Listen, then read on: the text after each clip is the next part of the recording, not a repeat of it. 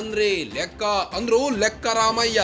ಸರ್ಕಾರದ ಜೊತೆ ಚೆಲ್ಲಾಟವಾಡುತ್ತಿದ್ದ ಬ್ಯಾಂಕ್ಗಳಿಗೆ ಬಿಸಿ ಮುಟ್ಟಿಸಿದ ಸಿದ್ದಣ್ಣ. ಸಿದ್ದರಾಮಯ್ಯರ ಒಂದೇ ಒಂದು ತಂತ್ರಕ್ಕೆ ಪತರಗುಟ್ಟಿದ ರಾಷ್ಟ್ರೀಯ ಬ್ಯಾಂಕ್ಗಳು.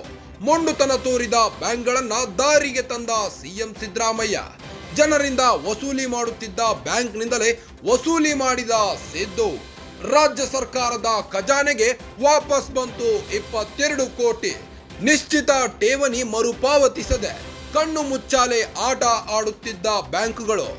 SBI ಮತ್ತು ಪಂಜಾಬ್ ನ್ಯಾಷನಲ್ ಬ್ಯಾಂಕ್ನಿಂದ ಕಳ್ಳಾಟ. ಸರ್ಕಾರದ ಒಂದೇ ಆದೇಶಕ್ಕೆ ಬ್ಯಾಂಕ್ಗಳಿಂದ ವಾಪಸ್ ಬಂತು 22 ಕೋಟಿ.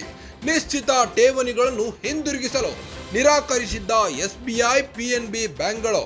ಇದಕ್ಕೆ ಕೌಂಟರ್ ಕೊಟ್ಟ ಸರ್ಕಾರ ಠೇವಣಿ ಹಿಂಪಡೆಯುವಂತೆ ಸುತ್ತೋಲೆ.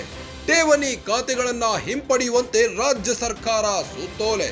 ಸರ್ಕಾರದ ನಿರ್ಧಾರದಿಂದ ಗಲಿಬಿಲಿಗೊಂಡ 2 ಬ್ಯಾಂಕ್ಗಳು. ಸುತ್ತೋಲೆ ಬೆನ್ನಲ್ಲೇ ಸರ್ಕಾರಕ್ಕೆ ನಿಶ್ಚಿತ ಠೇವಣಿ ಮರುಪಾವತಿ. ಸರ್ಕಾರಕ್ಕೆ ನಿಶ್ಚಿತ ಠೇವಣಿ ಮರುಪಾವತಿ ಮಾಡಿರೋ 2 ಬ್ಯಾಂಕ್ಗಳು. SBIನಿಂದ 9.67 ಕೋಟಿ ಸರ್ಕಾರದ ಖಜಾನೆಗೆ ಮರುಪಾವತಿಯಾಗಿದೆ. PNBನಿಂದ 1 ವರ್ಷದ ಬಡ್ಡಿ ಸಹಿತ 13.9 ಕೋಟಿ ಜಮೆಯಾಗಿದೆ. ಯಾರಾದ್ರೇನು ಲೆಕ್ಕ ಅಂದ್ರೆ ಲೆಕ್ಕ ಅಂತಿದ್ದಾರೆ ಲೆಕ್ಕರಾಮಯ್ಯ ಸಿದ್ದರಾಮಯ್ಯ.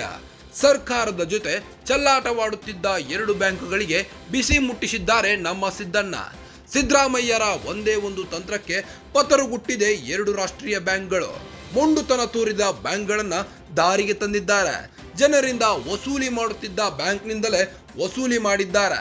ರಾಜ್ಯ ಸರ್ಕಾರದ ಖಜಾನೆಗೆ ವಾಪಸ್ ಬಂತು 22 ಕೋಟಿ ರೂಪಾಯಿ. ನಿಶ್ಚಿತ ಠೇವಣಿ ಮರುಪಾವತಿಸದೆ ಕಣ್ಣು ಮುಚ್ಚಾಲೆ ಆಟ ಆಡುತ್ತಿದ್ದ ಈ ಬ್ಯಾಂಕ್ಗಳು SBI ಮತ್ತು ಪಂಜಾಬ್ ನ್ಯಾಷನಲ್ ಬ್ಯಾಂಕ್ಗಳ ಚಳಿ ಬಿಡಿಸಿದ್ದಾರೆ.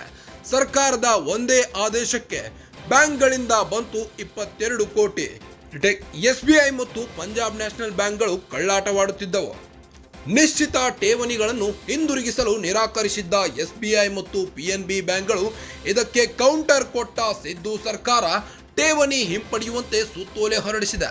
ಠೇವಣಿ ಖಾತೆಗಳನ್ನು ಹಿಂಪಡೆಯುವಂತೆ ರಾಜ್ಯ ಸರ್ಕಾರ ಸುತ್ತೋಲೆ ಹೊರಡಿಸಿತ್ತು. ಸರ್ಕಾರದ ನಿರ್ಧಾರದಿಂದ ಗಲಿಬಿಲಿಗೊಂಡ 2 ಬ್ಯಾಂಕ್ಗಳು. ಸುತ್ತೋಲೆ ಬೆನ್ನಲ್ಲೇ ಸರ್ಕಾರಕ್ಕೆ ನಿಶ್ಚಿತ ಠೇವಣಿಯನ್ನ ಮರುಪಾವತಿಸಿದೆ. ಸರ್ಕಾರಕ್ಕೆ ನಿಶ್ಚಿತ ಠೇವಣಿ ಮರುಪಾವತಿ ಮಾಡಿರೋ 2 ಬ್ಯಾಂಕ್ಗಳು. SBIನಿಂದ ಬರೋಬ್ಬರಿ 9.67 ಕೋಟಿ ಸರ್ಕಾರದ ಖಜಾನೆಗೆ ಮರುಪಾವತಿಸಲಾಗಿದೆ. PNBನಿಂದ 1 ವರ್ಷದ ಬಡ್ಡಿ ಸಹಿತ 13.9 ಕೋಟಿ ಜಮೆಯಾಗಿದೆ.